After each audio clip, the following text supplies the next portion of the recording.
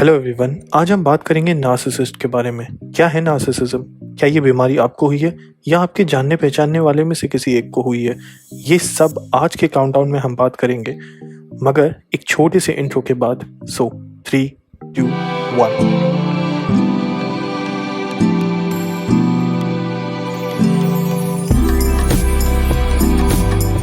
Simple Google definition कहता है narcissist वो है जिसको नार्सिसिस्टिक पर्सनालिटी डिसऑर्डर है।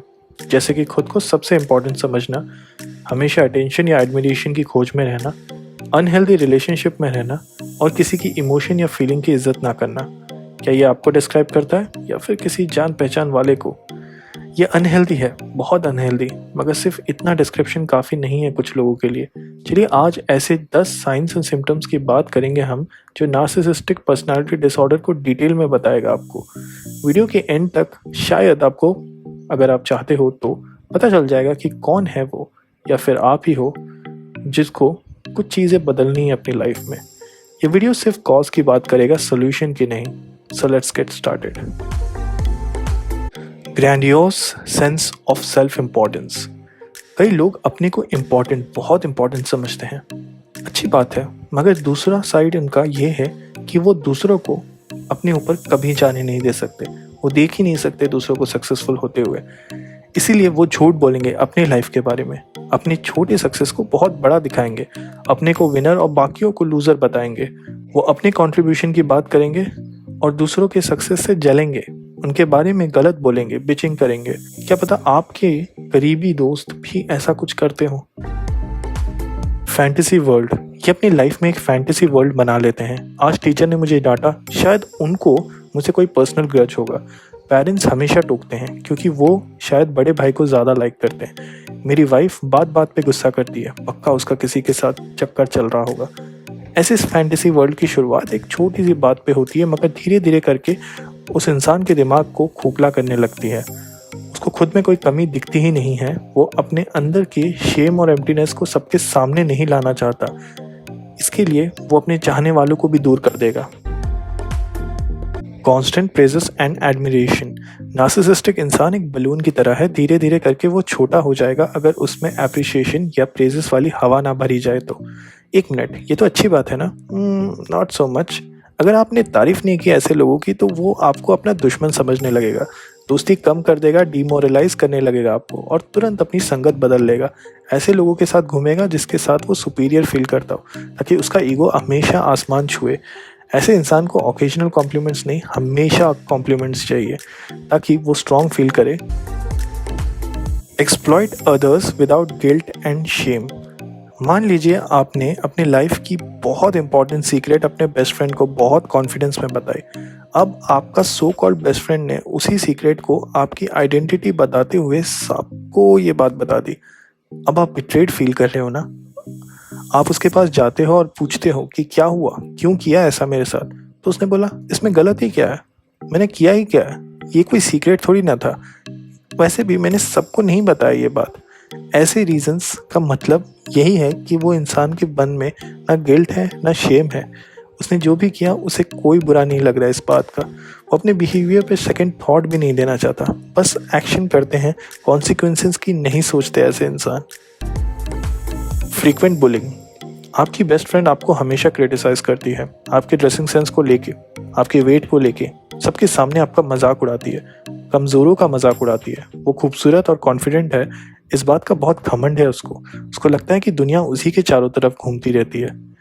वो डिसाइड करती है कौन कूल है और कौन अनकूल। क्या आप ऐसे किसी को जानते हो? Great need of control. आपका हस्बैंड आपको हर चीज़ उसके हिसाब से करने बोलता है। किससे दोस्ती करना है, घर पे खाना क्या बनेगा, वॉल का कलर क्या होगा, बच्चों के फ्यूचर डिसीजन से लेकर आप दोनों के वेकेशन प्लान्स तक सारे डिसीजंस वो खुद ही लेता है। आपको पूछना भी इम्पोर्टेंट नहीं समझता। ये उसका तरीका है बताने का कि वो ज़्यादा चीज़ें जानता है आपसे, वो ज़्यादा इम्पोर्टेंट है आपसे। आपके हर डिसीजन पे डाउट करता है वो, और अगर उसमें कोई गलतियाँ निकल जाए तो खुश होता है, कहता है देखा, बोला था ना मैंने, सुना करो मेरी बातें। Lack of responsibilities. आपका बॉस आपको काम देता है, A to Z हर चीज़ वो उसके हिसाब से करने बोलता है आपको। आपकी राय सुनना भी उसे पसंद नहीं है। आप वही करते हो जो उसने बोला और फिर एक इशू रह जाता है प्रोडक्शन में। क्लाइंट को वो अपनी गलती छुपाने के लिए आपकी गलती बताता है, कहता है कि आपने काम ठीक से नहीं किया। नार्सिसिस्ट हर सिचुएशन को कंट्रोल करना चाहते हैं, मगर अगर कुछ गलत हो जाए तो सारा ब्लेम किसी और पे डाल देते हैं। अपनी गलती मानते ही नहीं है। गलती नहीं मानेंगे तो चीज़ कैसे ठीक होगी? यही तो प्रॉब्लम है। वो तो परफेक्ट है, शायद आप में ही कोई गलती होगी। वो हमेशा ऐसे इंसान को ब्लेम करते हैं जो उनसे सबसे ज़्यादा इमोशनली अटैच्ड हो, जो कमज़ोर हो, जिसका फ़ायदा वो उठा सकते हैं। स्प्लिटिंग। मान लीजिए आपने अपने ऑफिस कलीग के लिए बिरयानी बनाई। सुबह से मेहनत करके आपने बेस्ट परफॉर्मेंस दी अपनी लाइफ की। उसको पूछा कैसा बना है ये? उसका आंसर, अरे यार इसमें तो मिर्ची कम है, चिकन पीसेस बहुत बड़े हैं, मेरी आंटी बनाया करती थी असली चिकन बिरयानी, उसके सामने तो ये कुछ भी नहीं है।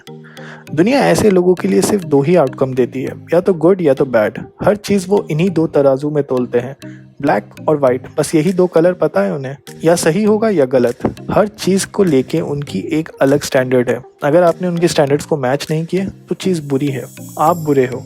ऐसे लोग तो रिलेशनशिप में भी प्रॉफिट और लॉस ही देखते हैं। एंजाइटी वो एक फीलिंग है जो आपको हमेशा एज पे रखती है, कुछ गलत होने वाला है। ये डर आपको हमेशा अंदर से खाती रहती है।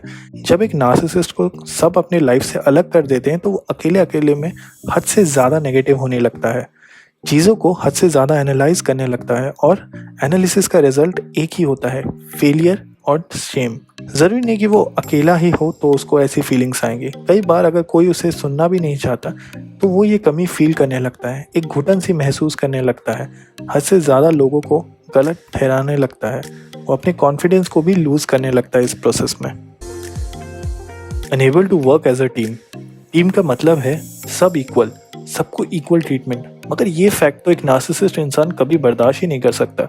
प्रॉब्लम ये है कि इंसान एक वुल्फ की तरह ग्रुप में रहने के लिए बना हुआ है। ग्रुप के बिना वो कुछ भी नहीं है।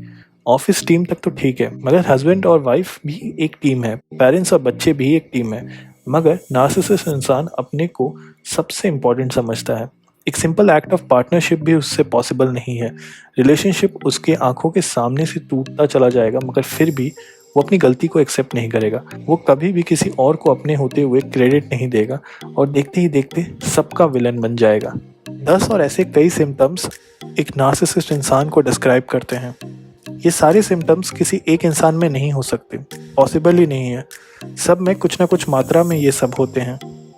मगर अगर आपको अपने में या किसी और में ये साइंस या सिम्टम्स दिखे तो ये वार्निंग सिग्नल है। आज सिर्फ समझिए और ऐसे सिग्नल्स को स्पॉट करने की कोशिश करें, अपने में और अपने चाहने वालों में। देखिए और मैच्योरली टाइम रहने पर हैंडल कर लीजिए ये सब प्रॉब्लम्स, नहीं तो आगे जाके बहुत मुश्किल हो सकती है।